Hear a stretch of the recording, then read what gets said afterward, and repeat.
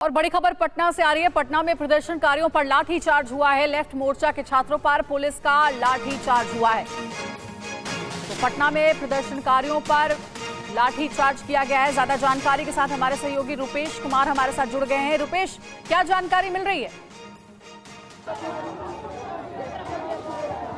देखिए, कारगिल चौक से left wing के जो छात्र संगठन हैं, उनके जो कार्यकर्ता और नेता हैं, वो मुख्यमंत्री आवास का घेराव करने के लिए निकले हैं। रास्ते में पुलिस के साथ झड़प हुई है, हल्का बल प्रयोग भी हुआ है। और ये यहाँ पर गांधी मैदान के पास ही, यहाँ देखिए, ये जो दूसरी बैरिकेडिंग है, वो बैरिकेडिंग तोड़ने की कोशिश कर रहे हैं। यहीं से आगे मुख्यमंत्री आवास की तरफ रास्ता जाता है। पुलिस ने यहाँ बैरिकेडिंग लगा रखा है। और देखिए, AISF, SFI और ये जो छात्र संगठन हैं, उनसे जुड़े हुए छात्र संगठन जो है, उनके नेता कार्यकर्ता हैं। इसमें BPSC के अभ्यर्थी और छात्र नहीं हैं। इसके पहले जो लाठीचार्ज हुआ, जब छात्र संसद होने के बाद प्रशांत किशोर के नेतृत्व में छात्र निकले थे, वो छात्र थे, लेकिन ये छात्र नहीं हैं। ये देखिए, बैरिकेडिंग टूट गई है। यहाँ देखिए, बैरिकेडिंग तोड़ दी गई है और ये छात्र यहाँ आगे निकल गए हैं।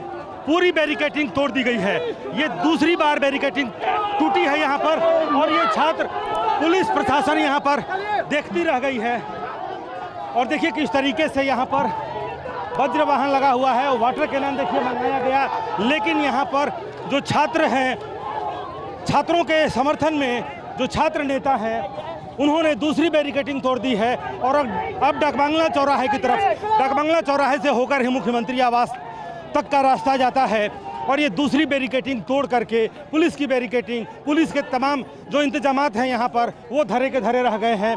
वाटर कैनन भी बुलाया गया था यहाँ पर और वज्र वाहन भी बुलाया गया था। हल्का बल प्रयोग भी किया गया है। बावजूद उसके छात्र नेताओं की संख्या इतनी बड़ी है यहाँ पर, 3-4 संगठन जो हैं, उन संगठनों से जुड़े हुए जो नेता कार्यकर्ता हैं, वो इतनी बड़ी संख्या में यहाँ पर जुटे हैं कि उन्होंने पुलिस की बैरिकेडिंग को तोड़ दिया। और पुलिस की बैरिकेडिंग को तोड़कर अब आगे डाकबंगला चौराहे की तरफ यहाँ से बढ़ रहे हैं। जाहिर सी बात है कि जो पीछे जो नौबत आई थी, उस समय ज़्यादातर छात्र थे। और प्रशांत किशोर के कहने पर प्रशांत किशोर ने गर्दनी बाग से छात्रों को बुलाया था गांधी मैदान में उन्होंने छात्र संसद किया। और छात्र संसद करने के बाद से मुख्यमंत्री आवास का घेराव करने निकले थे छात्र, जहां पर लाठीचार्ज हुआ था। लेकिन जहां पर तो हो रहा है, काफी संख्या भी छात्रों की नजर आ रही है। क्या कारण आप मानते हैं कि ये छात्र पुलिस पर भारी पड़ रहे हैं? पुलिस का जो इंतजाम है वो काफी नहीं नजर आ रहा है, छात्रों को रोक नहीं पा रही है पुलिस। देखिए, जिस तरीके से पटना पुलिस ने लाठीचार्ज किया 3 बार ये लेकर के इस आंदोलन में, यानी कि 13 को जो परीक्षा हुई, उसके बाद से लेकर अब तक तीसरी बार लाठीचार्ज हो चुका है। और हर लाठीचार्ज के बाद कहीं ना कहीं पटना प्रशासन और सरकार के ऊपर दबाव बनता है। ना सिर्फ छात्रों का, बल्कि जो नेता हैं, जो विपक्ष के नेता हैं, तमाम पार्टियों के नेता लाठीचार्ज की भर्त्सना करते हैं। लाठीचार्ज के वीडियो चलते हैं।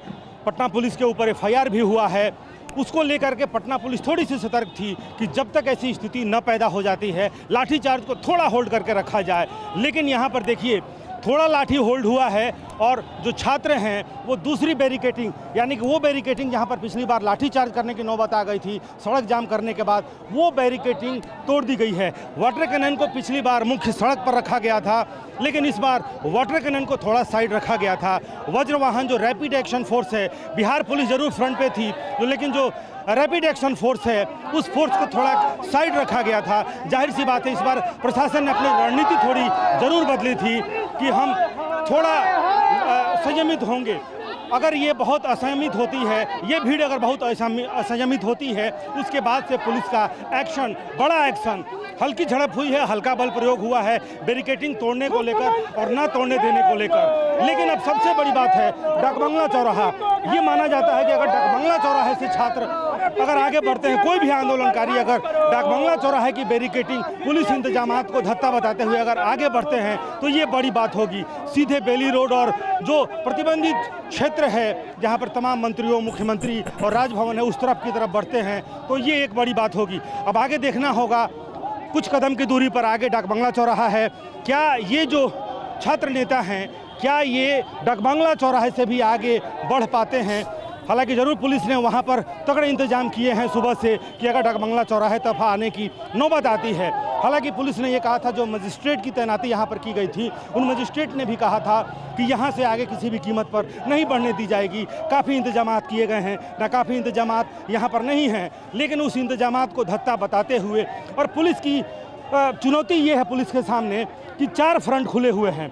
पप्पू यादव चक्का जाम, सड़क जाम, पप्पू यादव पैदल मार्च, प्रशांत किशोर आमरण अनशन, इसके अलावा आप देखिए NSUI भी अलग से मार्च करते करते यहाँ पर आई है। हर मार्च को जितने विपक्षी, चाहे वो छात्र संगठन हो या विपक्षी पार्टियां हों, सब ने एक तरह से अपनी पूरी ताकत झोंक दी है इस आंदोलन में।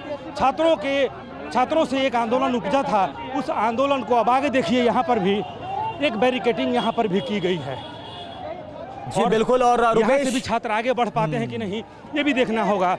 लेकिन रवि ये चुनौती है सबसे बड़ी पटना पुलिस और प्रशासन की कि 4 फ्रंट पे इनको बैरिकेडिंग करनी है। रुपेश, ये भी बताइए, हम देख रहे हैं जिन छात्र संगठनों का आपने नाम लिया, रुपेश, जिन छात्र संगठनों का नाम लिया वो ज्यादातर लेफ्ट या कांग्रेस के हैं। राजद को की तरफ से कैसा आज सपोर्ट है, या उनके कार्यकर्ता, उनके समर्थक किस तरह से इन्वॉल्व हैं इस प्रोटेस्ट में, हैं भी या नहीं? देखिए, आरजेडी के बैनर तले आरजेडी का जो छात्र विंग है वो इस आंदोलन में नहीं है और कभी भी नहीं रहा है। तेजस्वी यादव जरूर एक दिन आए थे, उन्होंने फ़ोन पर भी बातचीत की जब वो अपनी यात्रा पर थे। उसके बाद यात्रा से लौट कर आए तो वो गर्दनी बाग धरना स्थल पर भी गए थे, लेकिन उसके बाद से उन्होंने अपनी एक्टिविटीज़ को, जो एक सशरीर उनकी उपस्थिति है या उनके नेताओं की, उसको थोड़ा सा उन्होंने होल्ड किया। एक रणनीति के तहत कांग्रेस का जो विंग है NSUI, वो NSUI यहाँ पर ज़रूर मौजूद है। बाकी तमाम जो लेफ्ट विंग के जो छात्र संगठन हैं, उनके जो कार्यकर्ता हैं, नेता हैं, वो यहाँ पर ज़रूर अपने बैनर को लेकर यहाँ मौजूद हैं। लेकिन आरजेडी अपना बैनर लेकर के राजनीतिक रूप से, एक्टिव रूप से वो इसमें शामिल नहीं है। और सबसे जो बड़ी बात है इसमें वो ये कि जो छात्र हैं, मैं सुबह से देख रहा हूं, छात्र मतलब जो अभ्यर्थी हैं, जिन्होंने BPSC की परीक्षा दी है, जो रद्द होने से नाराज़ हैं, तो चाहते हैं कि पूरी परीक्षा रद्द हो जाए, वो छात्र नाराज़ हैं। या तो कल परीक्षा होनी है, कुछ छात्र परीक्षा की तैयारी कर रहे हैं, कुछ छात्र कहीं ना कहीं ये जो 2 फाड़ हुआ है या फिर 3 फाड़ अगर कहें तो 3 फ्रंट से, और छात्रों ने खुद मुझे बताया कि छात्र भ्रमित हैं, मतलब किसके पीछे वो खड़े हों। पहले वो खुद फ्रंट पर अपने आंदोलन को लीड कर रहे थे, अपना निर्णय ले रहे थे, BPSC का घेराव करना है या फिर अपने आंदोलन को कैसे आगे बढ़ाना है, ये छात्र बैठकर खुद निर्णय ले रहे थे। अब उनका निर्णय प्रशांत किशोर कर रहे हैं। वो कह रहे हैं कि आप आ जाइए गांधी मैदान, वो गांधी मैदान जाते हैं। पप्पू यादव गर्दनी बाग में जाकर के धरने पर बैठ जाते हैं, कहते हैं आप यहीं रहिए। पप्पू यादव रेल रोकने के लिए पहुंच जाते हैं, वहां भी छात्र नहीं रहते हैं। मैंने दिखलाया प्रशांत किशोर के अनशन में भी वहां पर जो अभ्यर्थी हैं, छात्र तो हो सकते हैं, होंगे, लेकिन BPSC के जो अभ्यर्थी हैं वो उनके साथ भी वहां मौजूद नहीं हैं, पप्पू यादव के साथ मौजूद नहीं हैं, गर्दनी बाग में मौजूद नहीं हैं। यानी कि भ्रमित होने के बाद से छात्रों का ये आंदोलन कंफ्यूज होकर के कमज़ोर पड़ा है। नेता सामने आए हैं, नेताओं का चेहरा है, लेकिन अभ्यर्थियों का चेहरा कहीं ना कहीं नदारद है। वो नेपथ्य में या तो चले गए हैं या फिर इस भ्रम की स्थिति से खफा होकर के वो अपने अपने घरों को चले गए हैं। 3 स्थल पर मैंने देखा, तीनों स्थल में कहीं भी अभ्यर्थी मौजूद नहीं है। बिल्कुल। और ये लाइव तस्वीर आप दिखा रहे हैं किस तरह से जो लेफ्ट का छात्र विंग है, वो भी अब जो छात्र मांग कर रहे हैं कि BPSC की परीक्षा को रद्द करना चाहिए पूरी तरीके से, उसके समर्थन में उतर कर जो मुख्यमंत्री आवास से उसकी तरफ मार्च करते हुए नजर आ रहे हैं। आप बने रहिए हमारे साथ, कुछ देर पहले की आपकी रिपोर्ट है वो दिखा देते हैं दर्शकों को एक बार। देखिए, कारगिल चौक से लेफ्ट विंग के जो छात्र संगठन हैं, उनके जो कार्यकर्ता और नेता हैं, वो मुख्यमंत्री आवास का घेराव करने के लिए निकले हैं।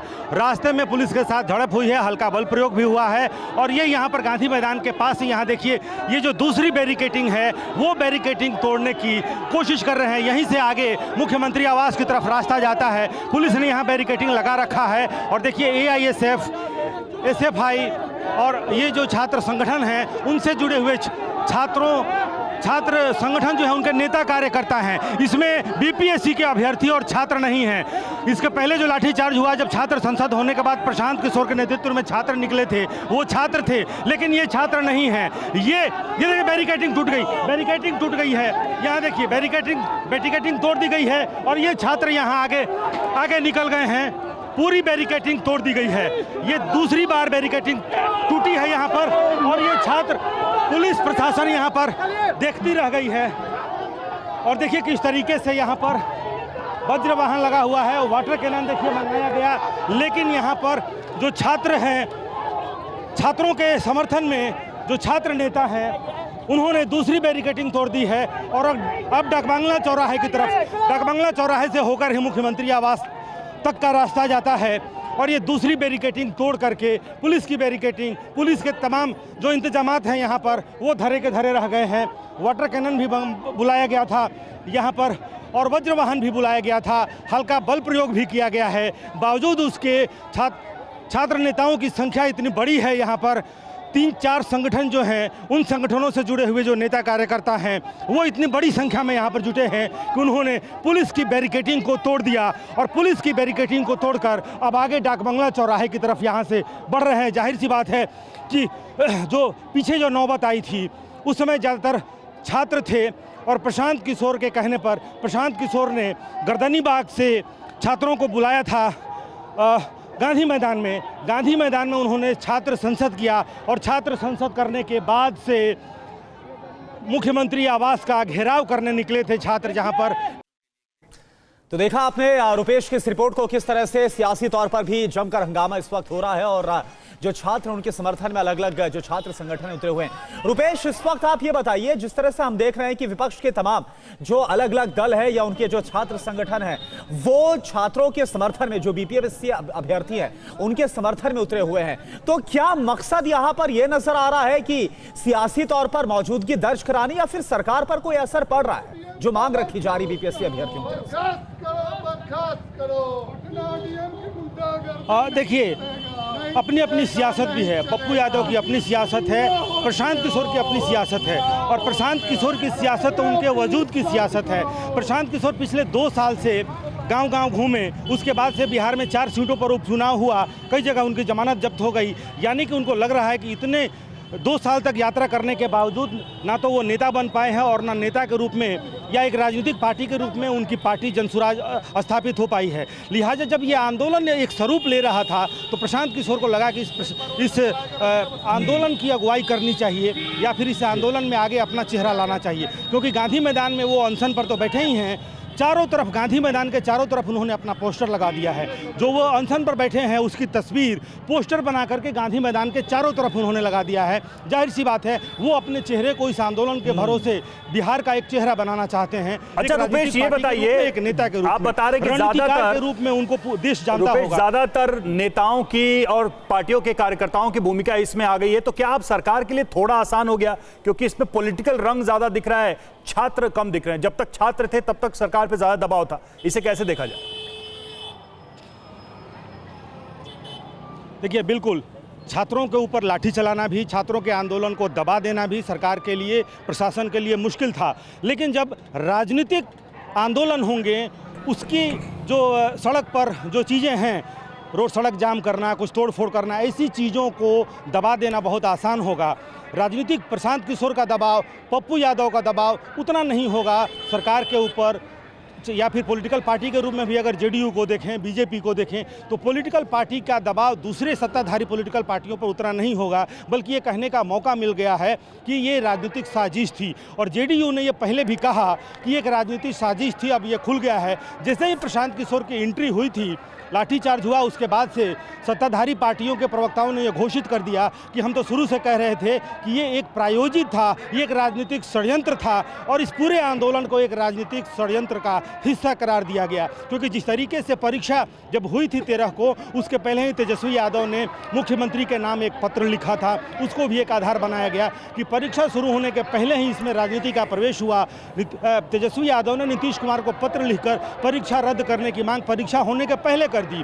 परीक्षा होने के बाद अब परीक्षा रद्द होने की मांग हो रही है, फिर भी तेजस्वी यादव आए, पप्पू यादव आए, उसके बाद से खान सर का जिक्र मैं इसलिए कह रहा हूं कि वो कोचिंग संचालक तो हैं ही, लेकिन अब उनकी राजनीतिक महत्वाकांक्षाएं भी आगे हैं, लिहाजा उनकी भी गिनती इसमें होनी चाहिए। हालांकि छात्रों ने उनका भी विरोध किया, छात्रों ने प्रशांत किशोर का भी विरोध किया, लेकिन अब इसे राजनीतिक षड्यंत्र का हिस्सा बता देना या फिर राजनीतिक आंदोलन बता देना अब सरकार के लिए, सत्ताधारी पार्टियों के लिए आसान होगा और यही कुछ हुआ है। और उसके साथ सबसे अहम सवाल ये है जो मैं बार बार कहना चाह रहा हूँ कि आखिर छात्र हैं कहाँ? छात्र जिनको कल परीक्षा देनी है, जिनकी संख्या बहुत कम है। 7 से 8 बिल्कुल हजार शुक्रिया रुपेश आपका इस ताज़ा जानकारी और अपडेट के लिए, और ये तस्वीरें, ताज़ा तस्वीरें आंदोलन की हम तक पहुंचाने के लिए।